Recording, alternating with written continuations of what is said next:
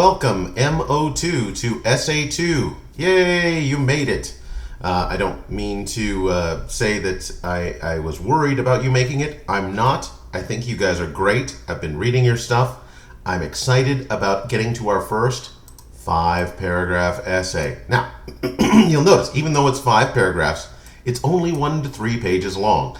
So I'm not asking you to go full bore as far as getting, hundreds and hundreds of pages of text out of you. Although, the more you write, I truly believe, the more you organize your thoughts. And organizing your thoughts is like a muscle. You consistently do it, you get better at it, you begin to notice what you're proud of. You look at a sentence and you say, hey, that's really interesting, that I want to be there again. So it is like an intellectual exercise that you go through and you get stronger at the end. So please don't feel bad about these short papers. They're all there to exercise your mind and get it going to the point where you are now feeling better about the way you express yourself in writing. And that in your academic career is going to be very helpful, I truly believe. I know I'm not sitting at your desk with your problems and your, all of the pressure you have, but I am here to kind of support you. Whatever that pressure is, maybe I can help you by helping the formation of the ideas that you are going to come to define yourself by. And if so, I would love to see you feel good about the way you present yourself in any situation. So that's what we're trying to do. So when we go through these, it's not just for it's not because, cause is so much fun. It's because we're trying to get you ready to look at any problem in the world and assert a certain level of organization in your thoughts before you start putting out your good ideas about how to fix it. Causes. Now, we already did a thesis statement exercise on technology. What are 3 reasons a certain technology is so important? That was part of our assignments from last week.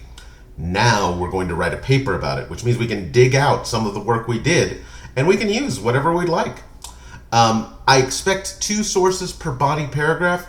That means it would be excellent if you had one source is going to be the reading you already did, the short paragraphs. But if you could go out and find one other person to quote, some expert in the field, somebody who has used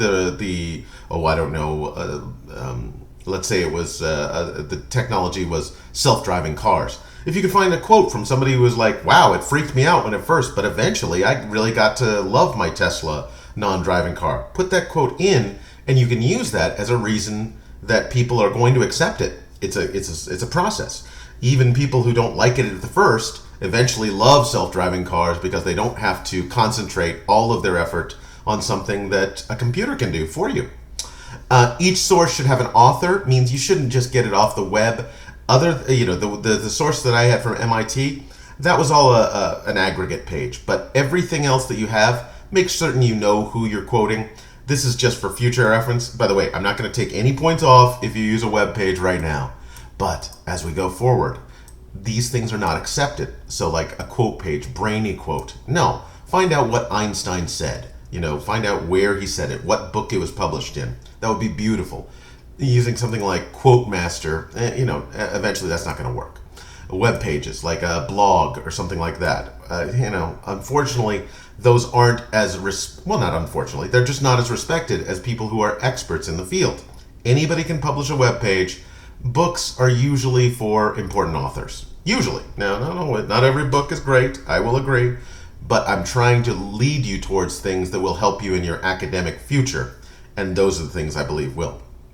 No use of first or second person. No I, no you.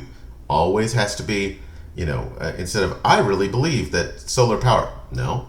Solar power will be an important part of our future. Not I believe solar power will be. You really should check out solar power. No. Solar power is something that everyone should consider, let's say.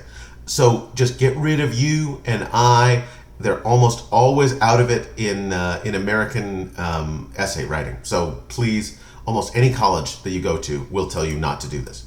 There are some that will tell you to do it, of course, but I'm trying to get you into a mode where most people will think it's a good idea. Double space, 12-point font. If you don't understand any of that, text me. 12-point font is pretty much standard in Microsoft Word. Double spaced means you put a space between each line as you go through the paper. It's pretty common. It's MLA standard, but if there's anything you don't understand about that, shoot me an email. Begin the paper with a quote, stat, or anecdote. This is called a hook. So at the beginning of your introduction, start off with an idea that is not yours, that is cool and academic. So a statistic. Not everyone knows what percentage of drivers, we'll get back to the driver thing, what percentage of accidents could be eliminated by self-driving cars. So if you say, it is estimated, find a quote, it is estimated that 92% of all accidents can be avoided through self-driving vehicles. Wow, what a cool stat. Okay, a quote. Let's say instead of that, you're talking about quantum computing, and you get a quote from one of the first quantum computing people, and he says, quantum computing will allow for the kind of sharing of information that we've never seen before. Unquote. Marlitz Hauweiser.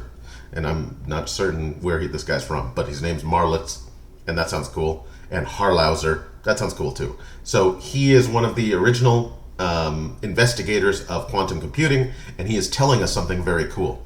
Anecdote is tougher. I wouldn't do it, but if you know a short story with a beginning, middle, and end that can start your paper. So for example, I'm sitting here with the hot solar, which is a new kind of solar. And I have a story from a astronaut who used to use a different kind of solar, and they installed hot solar at the International Space Station or something like that, and now all of his programs charge up 3 times faster. It's like having a battery on overdrive. And he says all this, and he has this story that he went through all this daily stuff. If you start with that short story or anecdote of this astronaut whose life was changed by hot solar, that's a very cool way to open up a paper about it too. It leads the reader to understand that you have expertise. You've looked for a quote, you know more about the statistics, or you have an actual story that you've researched that people are like, wow, this does sound important. Never use Wikipedia, that's true. Late papers will not be accepted. Over the summer, I am a little bit more lax on this. Don't tell anybody. See, this is only for people who listen to my lecture. If you really have a problem, please contact me. I will try to do my best. Emerging technologies. I sent you one from the 2018 this time. You can use 2020. You can use 2021. This is the one with the self-driving cars on it, so I decided to just give you a different link. But hopefully you can use any of them. Any of the MIT emerging technologies are fine with me. Find 3 reasons why a certain emerging technology, so choose one technology, not 3, one technology, 3 reasons. So the body paragraphs, they're going to be 3 reasons. One reason why hot solar is so important is it increases efficiency. Another reason it's so important is that it is easier and cheaper to build. The final reason it's so important is that it will allow for interstellar trips because of its ability to filter out UV light. So we got 3 reasons in your body paragraph for one emerging technology that's on the MIT list. Your thesis. This is an example, and this is the last thing we're going to cover. We've already done a thesis assignment, but let's say this is it. Self-driving trucks are important to the future of transportation, the diversity of goods in rural areas, and the safety to the open road. So all of a sudden, we're talking about the future. We're going to find some stats about how the future, or information about how the future will change with self-driving cars. But we're not going to talk about safety in this paragraph, because we already got safety there. So we're going to talk about maybe the efficiency of transportation, or the ability to get more cars on roads, all those kind of things. But don't use the other 2 in your first paragraph, even though it's future. Diversity of goods in rural areas. Okay, now we're going to find out how self-driving trucks will allow for, this is true, shopping. A truck can go on a self-driving mission and park in a rural area and open up a shop. It could open up a Levi store in the middle of Kansas for 2 days, and then it'll just drive home. How cool is that? Now everyone in Kansas, not that Kansas is a small place, but like different rural areas, can now have Levi's out of a Levi outlet store that drove up, opened a store, packed up, and left without anybody, touching any of the machinery. It's all, automated. Wow. And the safety of the open road. And that's where we get statistics about, how many accidents will be avoided when we have computers making our decisions instead of the computer in our head, which is sometimes faulty because we're looking out, and enjoying the road or, whatever it is. There's a lot of faults that we have in our lives and our processors that a computer probably concentrates more upon. Anyway, topic sentences. This is how you begin each of your body paragraphs. There are 3 body paragraphs, so you'll have 3 of these.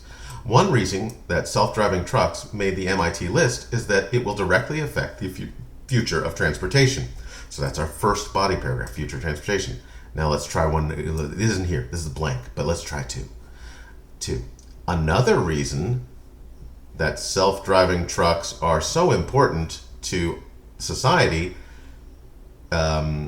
would be the diversity of goods that could be sent to rural areas. Wow. So now we have a second body paragraph. And then our third body paragraph is safety in the open road. And I think you could do that by yourself. But I hope you understand now what we're doing, how we're doing it, how we build our ideas in class so that we start with theses or thesis statements, and then we move into the body paragraphs. And then at the end, we put a conclusion on it. And we have a beautiful 5-paragraph essay that everyone can be proud of and excited about writing. From the hills above Bountiful, Utah, this is Professor Gifford signing off.